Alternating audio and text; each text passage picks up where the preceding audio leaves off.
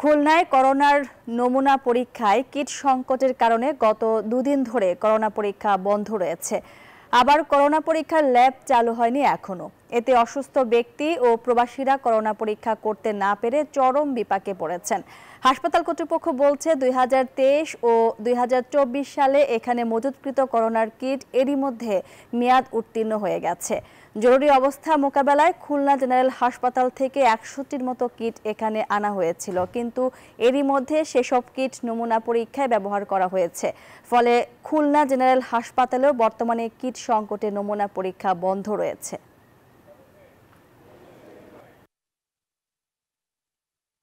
বিদেশে মালদ্বীপে যাব, এখানে আইসি সে মেশিন নাই বিদায় আমরা দাঁড়িয়ে আছি, চেক করতে পারতেছি না। করোনার চেকটা করার লেগে আইসি, এখন তো জায়গা নাই। আমি গত 2 দিন আগে একবার আইসি, করছে সেদিন দেওয়া গেছে নাই।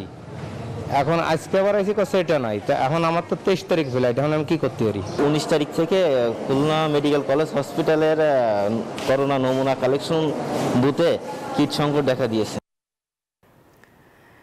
করোনা পরিস্থিতির খবর জানাতে আমাদের সঙ্গে যুক্ত হচ্ছেন সহকর্মীরা। শুরুতেই যাব খুলনায় সহকর্মী মাকসুদুর রহমানের কাছে। মাকসুদ, কিট সংকটের কারণে গত দুদিন ধরে করোনা পরীক্ষা বন্ধ রয়েছে, কি উদ্যোগ নিয়েছেন সংশ্লিষ্টরা জানাবেন।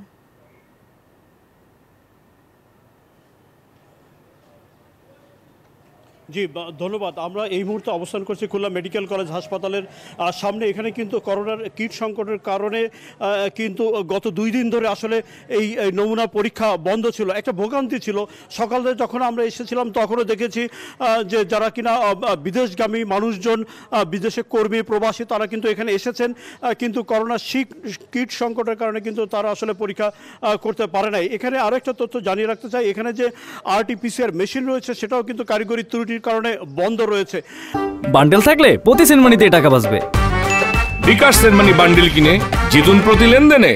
বন্ধ রয়েছে। যারা কিনা অপারেশনের জন্য এসেছেন তারাও কিন্তু এখানে আসলে পরীক্ষা করতে পারে না। আমরা স্বাস্থ্য বিভাগের সাথে কথা বলেছি, তারা বলছেন যে খুলনা জেলার যে 10টি খুলনা বিভাগের যে 10টি জেলা আছে তার শুধুমাত্র যশোর এবং খুলনায় কিন্তু এই নমুনা পরীক্ষা হয়ে থাকে। যশোরে কিন্তু সামান্য পরিসরে কিট রয়েছে, খুলনায় কিন্তু কিট ছিল না। যারা এখানে সকাল থেকে এসে তারা ফিরে গিয়েছিল। খুলনা মেডিকেল কলেজ হাসপাতাল কর্তৃপক্ষ বলছেন যে যারা পরিস্থিতি মোকাবেলার জন্য তারা কিছু সংখ্যক কিট ম্যানেজ করে নিয়েছিলেন, সেটাও কিন্তু শেষ হয়ে গিয়েছিল গত বৃহস্পতিবারে।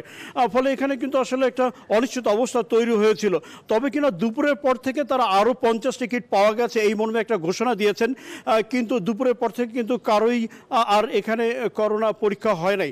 তারা বলছেন যে অগ্রাধিকার ভিত্তিতে যারা কিনা অপারেশনের জন্য এখানে অপেক্ষা করছেন অথবা বিদেশে যাবেন এমন শুধু মানুষকেই আসলে প্রাধান্য দিয়ে করোনা পরীক্ষা করতে চান।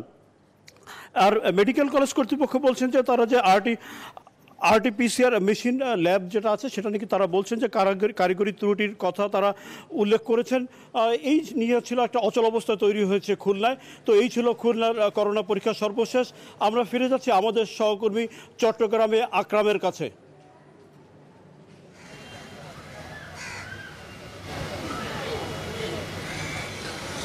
ধন্যবাদ। আমরা আছি এখন চট্টগ্রাম মেডিকেল কলেজ হাসপাতালে। আসলে আজকে পর্যন্ত চট্টগ্রামে 62 জন করোনা আক্রান্ত রোগী শনাক্ত হয়েছে। আমরা সিভিল সার্জন কার্যালয়ের পক্ষ থেকে যে তথ্য পেয়েছি সেটি আছে। সিভিল সার্জন কার্যালয়ের পক্ষ থেকে আমাদেরকে এখন পর্যন্ত চট্টগ্রাম 62 জন করোনা রোগী শনাক্তের তথ্য দিয়েছে। অন্যদিকে গত 24 ঘন্টায় 6 জন ডেঙ্গু রোগী শনাক্ত হয়েছে এবং আমরা চট্টগ্রাম সিভিল সার্জন এবং চট্টগ্রাম সিটি কর্পোরেশন সহ সংশ্লিষ্ট সেবা সংস্থাগুলোর সাথে কথা বলেছি। তারা বলছেন বর্তমান যে করোনা পরিস্থিতি সৃষ্টি হয়েছে সেই করোনা পরিস্থিতি মোকাবেলার জন্য প্রয়োজনীয় ব্যবস্থা গ্রহণ করা হয়েছে এবং প্রতিটি হাসপাতাল এবং ক্লিনিকে ফ্লোর কর্নার স্থাপনের মাধ্যমে করোনা শনাক্তের জন্য করোনা টেস্টের জন্য বুথ স্থাপন করা হয়েছে। একই সাথে চট্টগ্রামে জেনারেল হাসপাতালকে করোনা ডেডিকেটেড হাসপাতাল হিসেবে ঘোষণা করা হয়েছে। অন্যদিকে চট্টগ্রাম মেডিকেল কলেজ হাসপাতালেও কিন্তু করোনা ডেডিকেটেড